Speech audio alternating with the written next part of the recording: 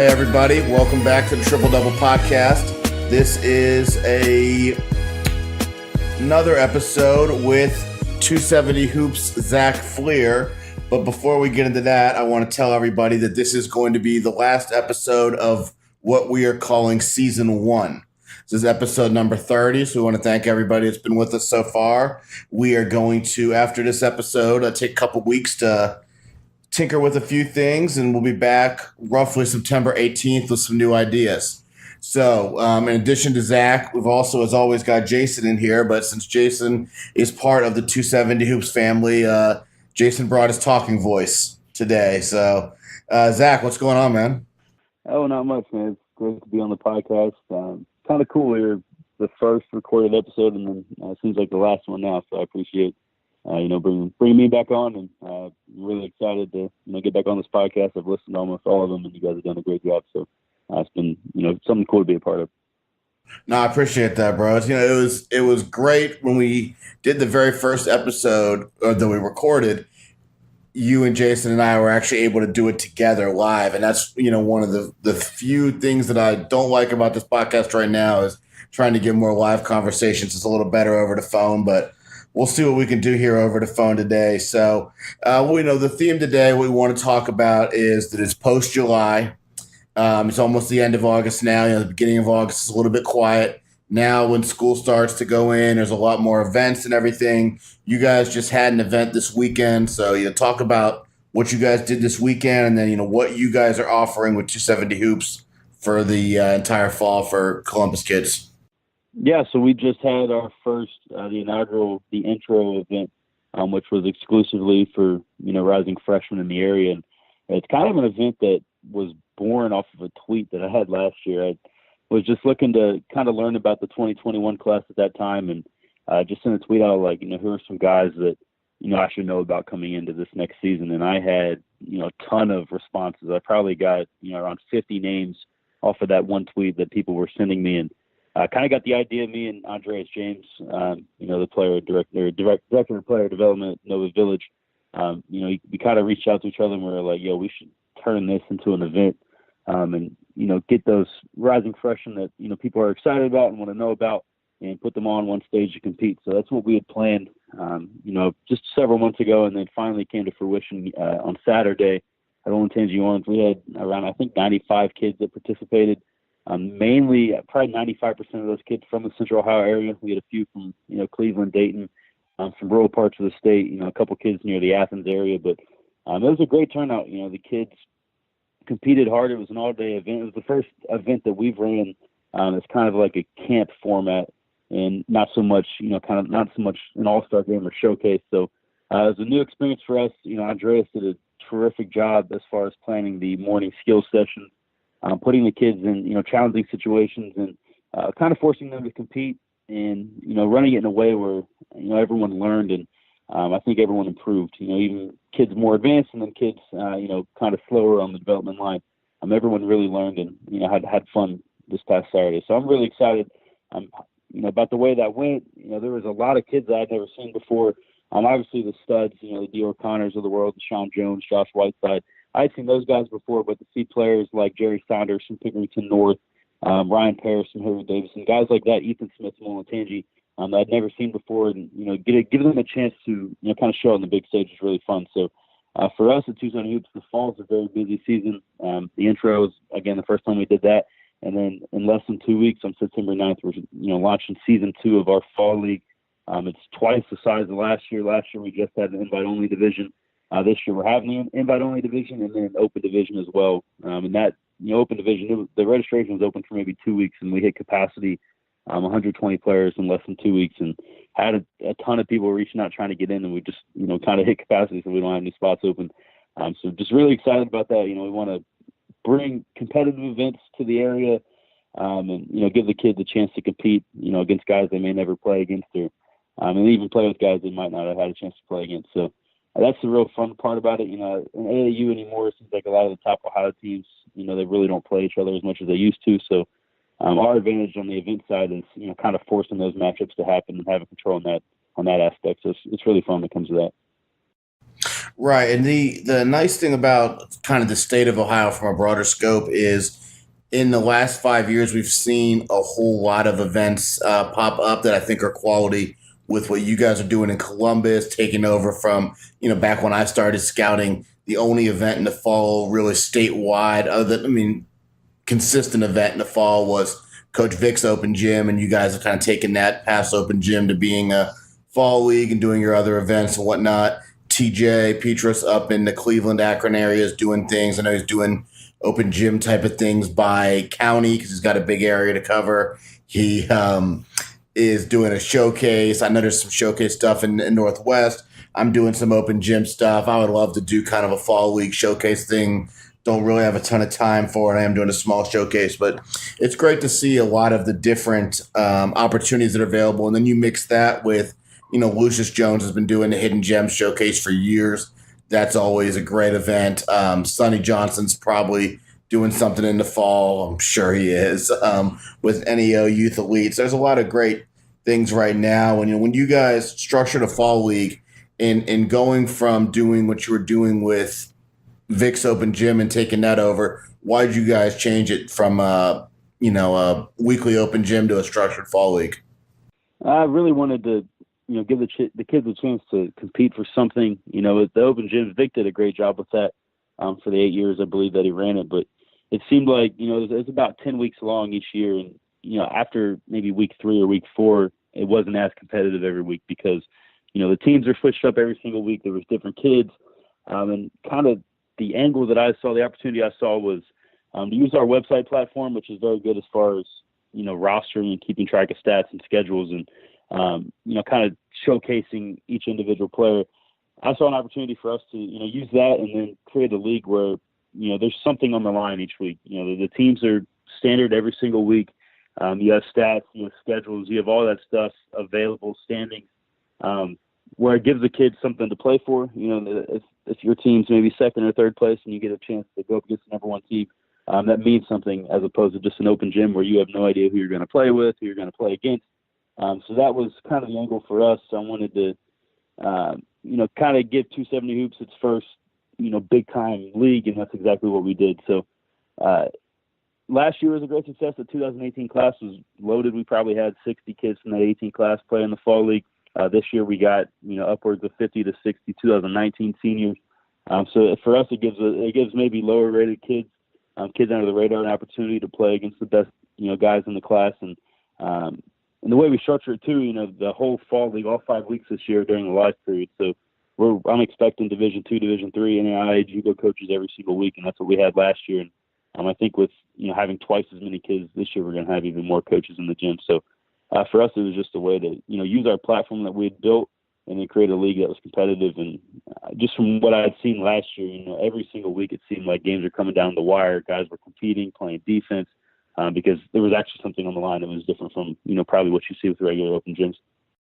Well, you stressed on one thing I wanted to talk about, which is with the idea of having college coaches in Division II, Division III, NAIA, JUCOs, and then Division I affiliated scouting services. That's a big component in selecting an event. And there's a lot of events in the state this fall, and there's some really good ones, and there's some ones that aren't going to be as good. And that's one thing that benefits, your fall league, TJ showcase, my open gym is a, Lucius Jones Hidden Gems event. There's going to be college coaches in the building, and you want to maximize, as a family, you want to maximize the bang for your buck that you get in terms of, some of these events are really expensive, which is fine if it gives you the, exposure that you want, but you need to be getting something out of it other than just playing basketball. Because if it's just playing basketball, you can stay home and do that. You can kind of do your own measurables, but the exposure is why we ultimately do these showcases.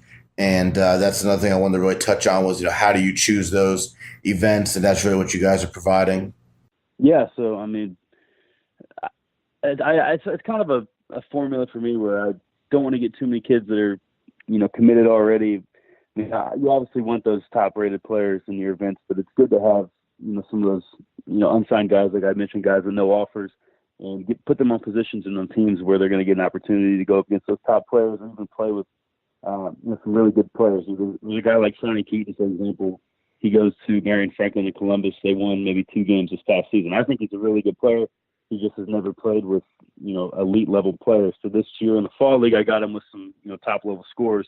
So for a kid like that, he's going to have a chance to, show what he can do with talent around him. Where, he may not have to score as much as he does on his high school team, but he could show off his ability as a distributor and just an overall point guard. So things like that, opportunities like that with these events is really what I do it for. We don't make a whole lot of money off of it. I don't charge a lot. There's some individual showcases one day in the fall this year that are more expensive than our fall league for, 5 weeks where you're going to get at least 9 games. A tournament, you're going to get, coverage on our website. You're going to get video highlights every single week. So I think we offer a lot, and I don't think the price is that much either. We don't want to bury parents. We're not trying to just make money off of it. We want to also provide, a quality product. So that's one thing that we stress, even with our intro event this past week, we charge $5 admission for entire families. It was $10. We want it to be a, family, just a community type feel. And I think we're doing that pretty well here in Central Ohio. And the idea exactly is to not make your money off that, in my opinion, because you're going to make your money on the back end. And what I say is this, the reason I started doing open gyms in the fall at a higher level was because instead of going out to 15, 20 different high schools and watching them play open gym against each other, it's easier just to do it once a week and bring all the top kids together and watch them play against each other, where you get more high level talent playing against each other. And, one thing we did when we first started doing it was we had class of 2013 in Cincinnati. A few of the Dayton kids would come down, but Dayton, they kind of have their own run that they used to have back then at a rec center. But we would be playing at Cincinnati State, and we'd have all the best kids there. There was only one kid in that 2013 class who used to not come, and he used to really get called out by the other kids. Like, well, he must either think he's too good or not good enough. And then I just kind of remember last fall and the fall before that with a kid like Darius Baisley, he approached me about coming to the open gyms. And I told him, one thing about you is you were one of the best players in the country, but because of where you play AAU, you don't always get to play against other guys in the state and the city. So, coming from Finneytown and then being at Princeton, but having to sit out as a transfer, he got an opportunity to play against the other kids in the city and really kind of establish what he wanted to establish with a pecking order of kind of who the best players are. Well, and I think the biggest thing about that is for a video guy is we're able to get footage too on a bunch of those guys all at once. I have a hard drive full of the Jerome Hunters of the world, but also, a whole bunch of different kids that I wouldn't get to see if I went to, one Thursday night I have to go to one open gym and then I miss this kid. But having them all at the same fall league or all at the same event, it makes it so much easier for all of us to see who we want to see. So right, the whole concept then is right. You're decreasing your workload and increasing the quality of the basketball you get to see. And if you can make some money off it, that's great. But from a scouting perspective, it really builds your guys' brand and what's strengthened you guys in Columbus areas that your brand has really taken over. And then just the concept of having guys have a place to go in the fall to play basketball for such a low price is exactly what you want to build. But let's talk about this then, Zach. From a scouting perspective, when you had these freshmen in the gym this past weekend, you said you've seen some of them. A lot of them, obviously, being so young, you haven't seen. So with the freshman class and then just all these classes in general heading into your fall league, from an evaluation standpoint, what's your goal? Just to see more kids, to get kind of a feel on how kids have progressed, a little bit of both. Yeah, a little bit of both. I want to see as many kids as possible. For me, I got a pretty, my full-time job requires a lot, especially on the weekends in the summertime. Working at a car dealership, we're really busy on weekends in the summer, so I'm not able to get to as much energy as I used to. So for the fall, I can see almost all the kids in Central Ohio at my events, so it's not as much demanding to go on the road every single weekend for AAU.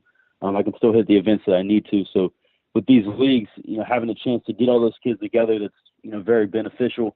I want to see as many kids in Central Ohio as possible. And with this, there's some small town guys that I may not see, especially guys in conferences that I just don't get out to, or maybe guys that are far away at schools, like Logan or Tri-Valley that are really out there that I'm probably not going to be able to get to during the weekdays. So to give those guys a chance to, play together and, play in these leagues is beneficial. And, like you mentioned, I do want to see guys how they progress over the summer. Obviously not seeing as much AAU basketball as I used to. That's very critical. But these fall leagues, like last year, and Jason can speak with this too, like a guy like JT Shoemate was someone that kind of blew us away. Just the rise that he made from a junior to a senior. And it was really in our fall league where that started. Another guy, Trey Williams, he made a major rise from his junior year. He probably averaged maybe 9 points a game as a junior, and then became, all league, almost all state last year. And now he's got 14 or 15 Division I offers. It was in our fall league that really happened. I mean, week one, he's going up against one of the top 19 centers in the state, and he dunks all over him. And that was where Trey kind of took off. So I think that's cool. Also, one thing about it is you can kind of put some of these guys where maybe they're the number one option on their high school team. You surround them with talent. I think that's also, key in the evaluation process, is seeing how guys, respond when they're not the number one option and the team's not built, solely around them, how they react to that, and just the kind of, type of teammate they are. So I like seeing that. I also like seeing guys on teams that, aren't winning as much but continue to show up. You see some guys where if their team loses 3 or 4 straight games, they just stop showing up. You learn a lot about guys' characters and how hard they play when, they're faced with adversity, and we see that in our fall league as well. So just all those things combined, I think it's more than, just, baskets and rebounds.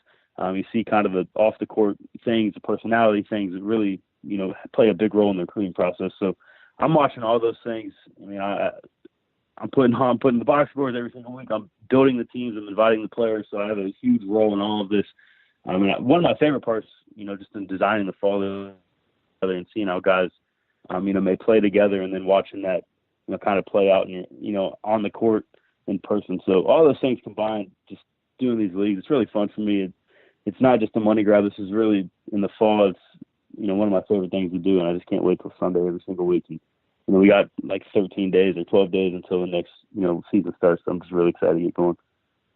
Right. It's fun to see it grow. It's fun to see that, some of the kids that embrace it, that are going to be there every week. And it's a great relationship builder. And, it shows a lot to college coaches that, these guys want to be here. They want to be out playing basketball. They want to better themselves when it's not during the high school season or an AAU event, something like that. Other than, unless you play football or soccer or something, I mean, in my opinion, there's not a whole lot of excuses as to why you shouldn't be at an event. The only possible reason is, there's always going to be guys that are taking college visits. And, I feel different ways about that depending on the level of school and the age you're at. But that's obviously an acceptable reason. But other than that, you should be out there playing. And that's really what we've tried to create a culture of. And that's why I do my open gyms the way I do them. And we're really trying to shorten our numbers this year in terms of having it be more invite only, as we've gotten to have something the last kind of year, 2 years, where teams have shown up with maybe a few too many kids, and it becomes more of a league within an open gym. And I wanted to go back to kind of kids from different schools being on teams to get what you just talked about, where, you see some kids play out of a different role than they usually do, or kind of what you didn't say, which is, a kid who's really gifted at scoring the ball at a smaller school or a smaller level. Some of their moves don't work against Division I guys. It's a great barometer to see where guys stand. And I start to kind of get my list of, well, this kid I didn't really know a whole lot about. He came to my open gym. He's the best player at the school. And now we'll go out and try and see him in the winter. And it's a great networking thing. And that's why we do our open gyms. And that's why we do them the way we do them, is to counteract what you're talking about with the league gives you something to play for.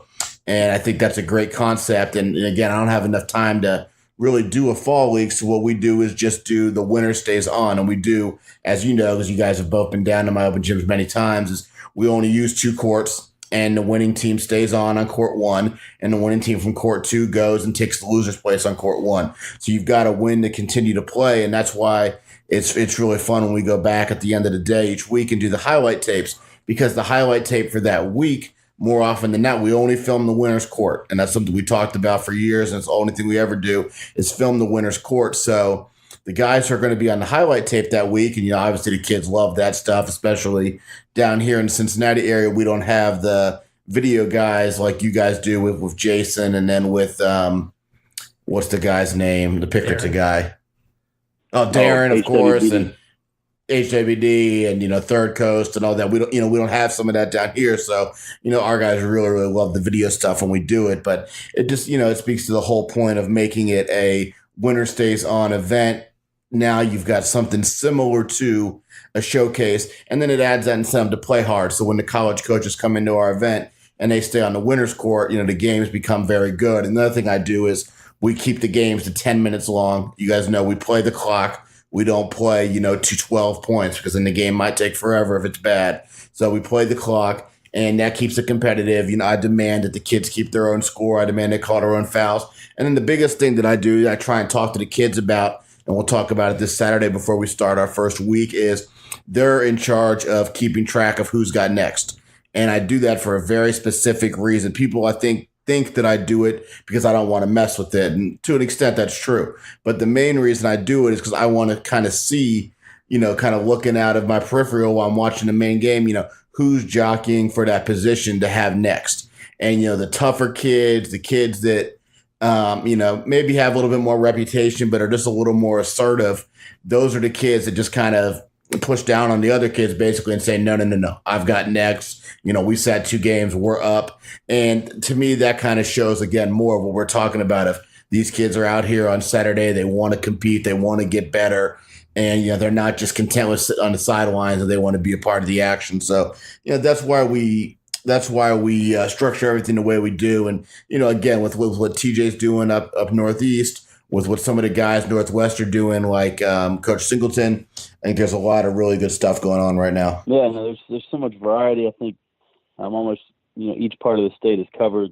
I think just TJ's showcase, I love the way that he formats it. A lot of these events, they want to get the high major guys. Maybe some take us in a mission. TJ is more about getting those Division II, Division III level guys, and even some like low major guys in his eyes that don't have D1 offers, and give them a chance to really show out. So I'm excited about TJ's event. I'll be there on September 22nd, I believe, and then even the Hidden Gem Show 29th, and the Hidden Gems is 22nd. And then being the Hidden Gem Showcase on the 22nd, I've always supported what Lucius has done. He's really been one of the loyal people in my corner for a long time. So I'm excited about that event. And then I think one event we haven't talked about yet is the City Series. That was like the premier event, for the last few years when I was first starting. And that's, I don't think it's as high as it used to be, but it's still, a premier event in Central Ohio. And we've seen a lot of guys that kind of, risen out of nowhere in that event. One guy that really comes to mind for me is Ibby Watson, several years ago. And then even Markel Johnson, he was a freshman on that Cleveland team when he was 15. That's an event that I've always, liked going to over the past couple of years. The City Series is a tremendous event for identifying top freshmen in the state. I completely agree with you. I'm not going to say a whole lot of other positives about it. And that's because, I understand your guys' perspective on it, and it's very different from me, from being somebody outside of Columbus. And I think, as you guys know, though, that's part of the problem. Is the idea of the event is to bring all the top kids from around the state, and that's not happening anymore because of some of the ways the event's being run. Now, from a Columbus perspective, it's a great event because, just like with what we just talked about, with you want kids to come from outside of your region to come to you so you can identify. So now I know you guys focus more on just Central Ohio, but you get to see your kids playing, as a team on an even higher level. You get to see them play against unfamiliar competition, not the same old guys. And you get to see them play again, like the fall league, where it really means something. And there's some great things about the City Series, but there's some things I really don't like. But I agree with what you're saying in principle, which is you're getting another opportunity, another event that really can create some exposure stuff. From back in the day when it first started. That event's always been like that. Unfortunately, it's at a time when Division II coaches can't come out, but there's so many scouting service guys and YouTube guys and D1 affiliate scouting service guys that that event's always going to be a top place for exposure. So let's talk about this. This is something that I wrote down and just kind of looking for some other topics to talk about. Through your boy Morrow here, 270 Hoops is expanding to other sports, I hear. Yeah, so Morrow started 270 Gridiron. This past week, I started 270 baseball back in May. I was kind of bored. I hate just going home from work and not doing anything every night. So I started the first branch out project with 270 baseball. That quickly, we got like 1,100 followers on Twitter in a few weeks. That really took off. I actually got credentialed, for the state tournament. That was the easiest Tim Street's ever been with me. Tim Street. It took me like 4 years in basketball, and I had a baseball Twitter for like 2 weeks and got credentialed for the state tournament for baseball. So I started that up. That was really fun. It was the first year doing that. I watched Olentangy Liberty go all the way to the state championship. So it was cool to follow those guys. They had a few guys that play basketball too, so watching them was fun. But Morrow, yeah, he started on 270 gridiron. That's something he's always talked about for the last few years. Just really excited to get going, and he started it with watching our alma mater. Are you going to bring Kurt Stubbs in? If Kurt wants to be a part of it, I was surprised he wasn't at our freshman event. The fact that he runs he runs that Crossroads Elite Camp. We had several guys that could probably play in that. So, but I think Kurt would be involved. He would only cover Pick Central, obviously, but we could use that. For sure. Nice. There must have been a WWE event Saturday. So, well, I was thinking, you're a married guy now. You live out in Upper Arlington, so I thought you would start like 270 swimming or 270 tennis or something. 270 lacrosse. 270 lacrosse would have been huge. So I'm glad you went with football, and that's I mean, dude, you guys, just like me. At the end of the day, we love basketball, but you guys live in a football city just like I do. So, that thing's probably going to blow up faster than I don't know what the competition's like. I'm sure there's other websites, but yeah, I'm sure it is. But, and that's kind of why the basketball thing blew up, is there's so few guys in Ohio, at least 5-6 years ago, when, you guys got started that were doing it. So what's the plan here with the 270 gridiron? I mean, it's just a Twitter account for now, but I would love to do like a website in the next couple of years or something. But like you said there, and Zach said, there's a lot of stiff competition in Columbus for football. It is a football town. But Stubbs, if you're listening, love to have you on. I mean, I know you are a Pickerington Central beat guy who could maybe get you to cover Pick North or something like that. That would never happen. I mean, I've loved football. I've loved high school football since I was a kid, especially in Central Ohio. So it's just something I've always wanted to start, and finally got the chance to this week. So my football knowledge at this point is just skimming the list of top area players for guys who play basketball too. Yep, so I've really, this is all more. Yeah. The idea of fun for me in the fall and winter times is not standing outside on a Friday night. So good luck tomorrow. I hope not when I can, but I'm not planning on going to those December games, that's for sure. Right. Mine would be more like 513 casino, not 513 football. So, all right, let's talk about the last thing we wanted to talk about, Fleer. Tell me about his whole Twitter thing.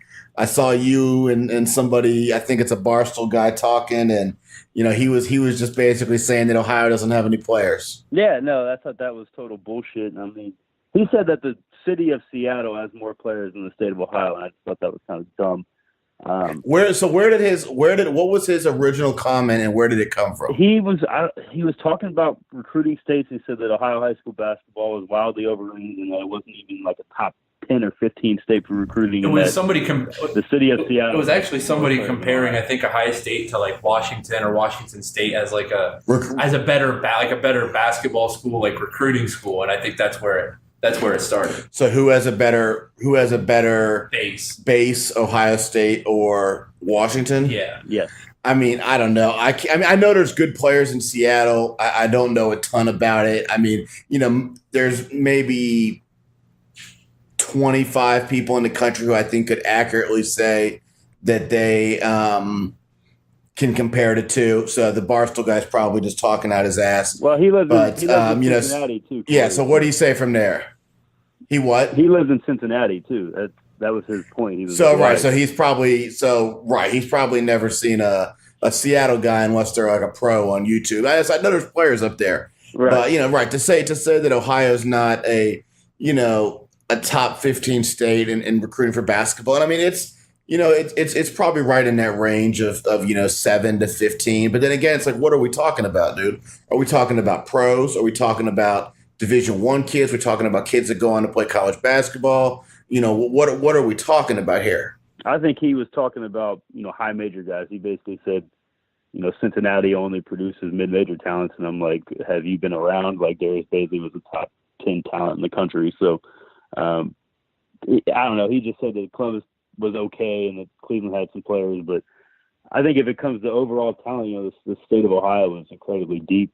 There's players every single year. I think, maybe the 2019 and 20 classes are a little down to past years, but if you go back to 2016 and, if you even want to go before, Morris Bowman and VJ King moved out of state, there was, 8 to 10 top 100 guys in that 16 class alone. So I think Ohio's been pretty strong over the last few years.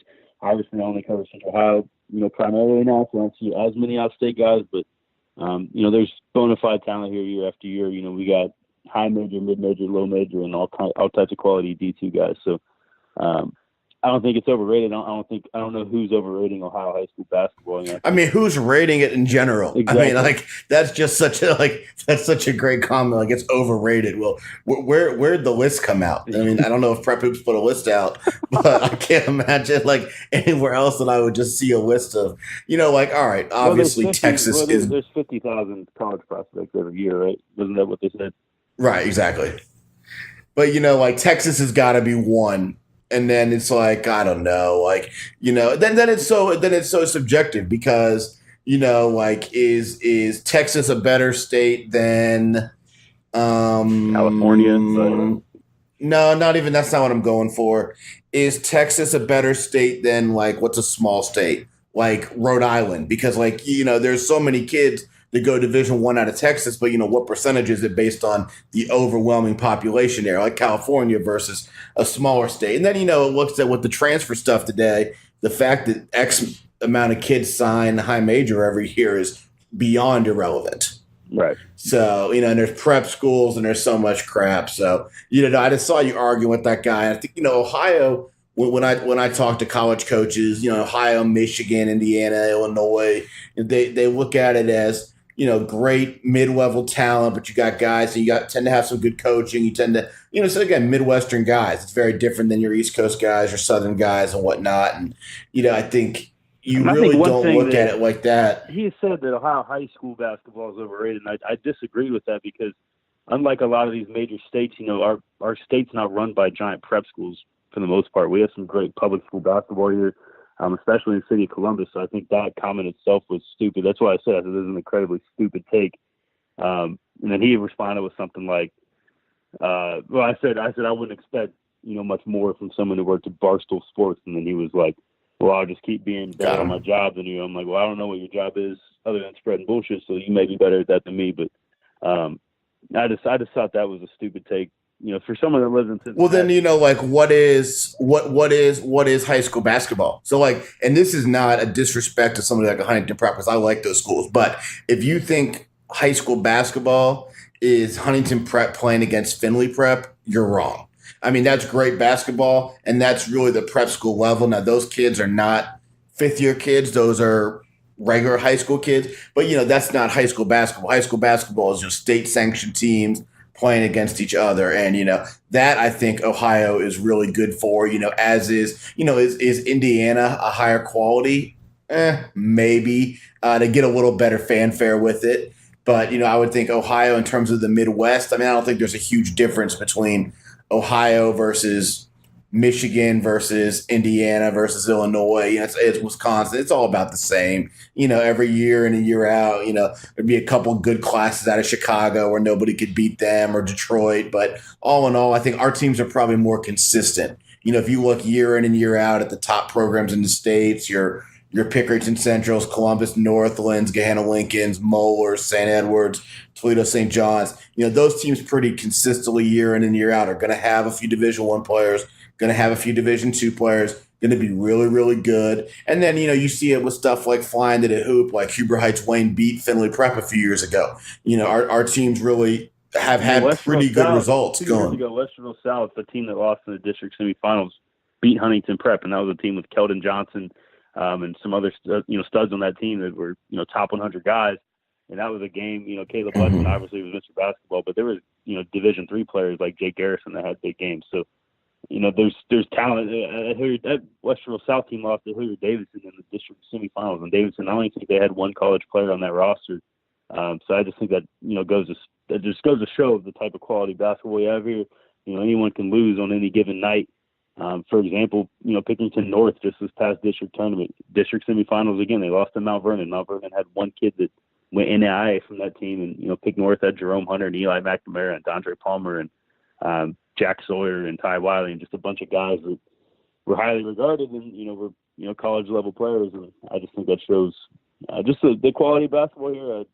I don't know. I don't know what that basis came from. I think he was referring more to top 100 level players, and sure, if you want to use that for the 2019 class, you can. But barring injury, Jeremiah Francis would be a top 100 kid. If Jordan Mitchell, never moved to Florida, he would still be a top 100 kid. Taylor Curry was, a high level player in that 19 class that moved moved to Michigan. So there's just different factors that go into it. So sure, if you want to talk about the top 100 talent in 2019 and 20 classes, you can. But I still think Ohio high school basketball is as strong as it's been in recent years. You're right. And it's consistently strong, and it's a consistent product. And is it Washington D.C.? Is it Chicago? No. But is it Atlanta? No. But it's still it's very good. I would say off the top of the head, it's top 10. And again, even we're you and I have been doing this for so long, but it's still subjective because you and I know very little to nothing about the average high school basketball played in Texas or California. Right. We might know a little bit about the top end, but so again, that's one of the things with this podcast is trying to get people who are experts on different things. And that's one thing that there's again maybe 25 people, maybe 50 people who are true experts on it, but that's probably about it. And oh boy, that you were arguing with is probably not one of those 50. No, he's not John Stovall. So. Yeah, he ain't. He's not with Red. So all right, cool. What's I know you got some stuff. You're a married man. I know you got somewhere you got to be here in a few minutes. So let's wrap this up, guys. That was 270 Hoops, Zach Fleer. We also got about 1 minute of sound bites out of 270 Hoops, Jason Morrow, which is 59 seconds more than average. That was episode 30 of the podcast. Like I said at the beginning, that's going to be the end of season 1 here. We're going to take a couple weeks off. We're going to be back at you guys around September 18th with some new episodes and some new guests, as well as some recurring guests. TJ Kelly will be back by popular demand, as will some other guys. So thanks for listening, guys. That was the Triple Double Podcast. Zach, I appreciate you, man. Yep, thank you, man.